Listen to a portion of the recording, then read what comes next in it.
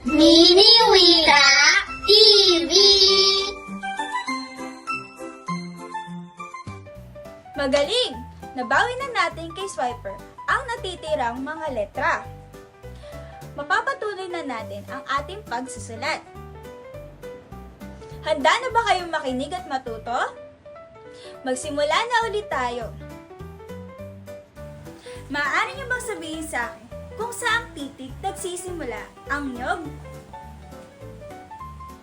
Tama! Nagsisimula siya sa titik N. Ngayon, isulat na natin ang malaking titik N.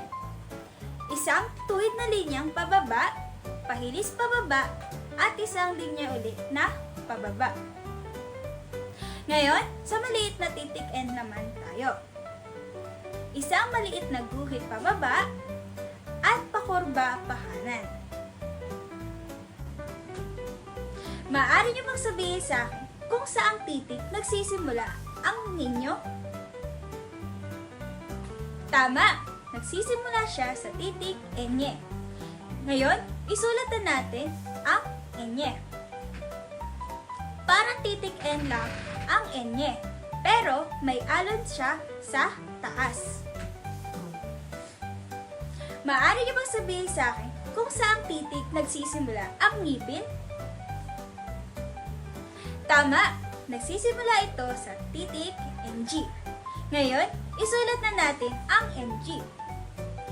Kung paano natin isulat ang letrang N at G, ay ipagsasama lang natin silang dalawa para mabuo natin ang titik NG. Maaari niyo bang sabihin sa akin kung saang titik nagsisimula ang oras? Tama! Nagsisimula siya sa titik O. Ngayon, isulat natin ang malaking titik O at maliit na titik O. Para ang pagsulat natin ay hugis bilog lamang. Para sa malaking titik O ay malaking hugis bilog at sa maliit ay maliit na hugis bilog. Maaari niyo bang sabihin sa akin kung saang titik nagsisimula ang papaya? Tama! Nagsisimula siya sa titik P. Ngayon, isulat na natin ang malaking titik P. Ang malaking na titik P ay tuwid pababa at may pakurba sa itaas.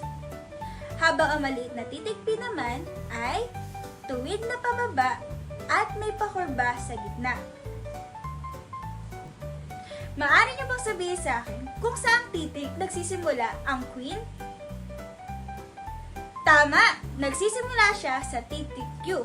Ngayon, isulat na natin ang malaking titik Q. Para lamang siyang malaking titik O. Pero, may palihis na guhit sa gilid. Ngayon, sa maliit na titik Q naman, guguhit lang tayo ng kurba na maliit at isang linyang tuwid na guhit pababa. Maaari niyo bang sabihin sa akin kung saang titik nagsisimula ang relo? Tama! Nagsisimula siya sa titik R. Ngayon, paano naman natin isulat ang malaking titik R? Para lamang siyang titik P, pero sa ibaba may palihis na paa. Habang sa maliit na titik R naman ay maliit na tuwid na linyang pababa at maikling kurba sa kanan. Maaari niyo bang sabihin sa akin kung saang titik nagsisimula ang saging? Tama! Nagsisimula siya sa titik S. Sa pagsulat ng malaking titik S ay pakurba pababa at pakurba pataas. Ganon lamang din ang gagawin natin sa maliit na titik S. Pero maliit siya kumpara sa malaking titik S. Maaari niyo bang sabihin sa akin kung saang titik nagsisimula ang tsinelas? Tama! Nagsisimula siya sa titik P. Sa pagsulat sa malaking titik P ay guguhit lamang tayo ng linyang pababa at linyang pahiga sa itaas. Ganun lamang din ang gagawin natin sa titik T na maliit. Pero, imbis na sa itaas yung pahigang guhit, ay sa gitna natin siya ilalagay.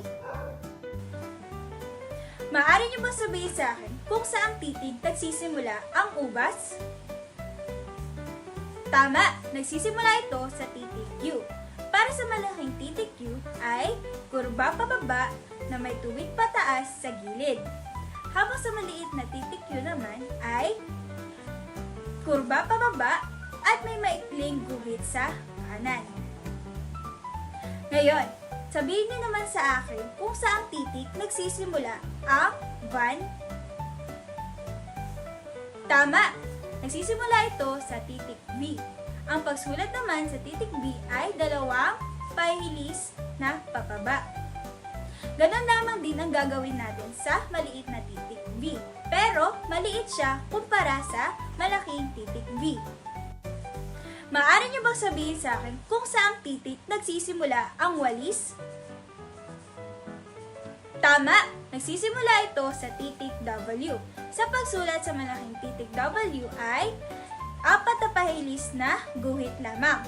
Ganon din ang gagawin natin sa maliit na W. Pero, mas maliit siya kumpara sa malaking titik W. Nasusundan ba? Ngayon, maaari niyo naman bang sabihin sa akin kung saang titik nagsisimula ang xylophone? Tama! Nagsisimula siya sa titik X. Ngayon, paano naman natin isulat ang malaking titik X? Ang malaking titik X ay dalawang pahilis na guhit na nag-cruise. Ganon din sa maliit na titik X. Pero mas maliit lang din siya kumpara sa malaking titik X. Maaari niyo bang sabihin sa akin kung saang titik nagsisimula ang yoyo? Tama! Nagsisimula siya sa titik Y. Ngayon, isulat naman natin ang malaking titik Y. Sa pagsulat ng malaking titik Y ay dalawang pahilis sa taas at tuwid pababa. Sa maliit na Y naman ay pahilis pababa at may buntot. Maaari niyo ba sabihin sa akin kung saang titik nagsisimula ang zebra? Tama! Nagsisimula siya sa titik Z.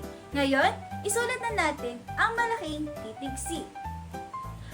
Guhit sa taas, pahilis pababa, at guhit sa ibaba. Ganon lamang din ang gagawin natin sa maliit na titik Z. Pero, kumpara naman natin siya sa maliit na titik Z, ay maliit lang ang gagawin natin na pagsulat sa maliit na titik Z. Magaling! Ngayon, matatanggap nyo na ang pangalawang regalo na matatanggap nyo kay Teacher Karil. Salamat sa inyong pakikinig. Panoorin ninyo ang susunod na ating aralin. Paalam! Mini Wika TV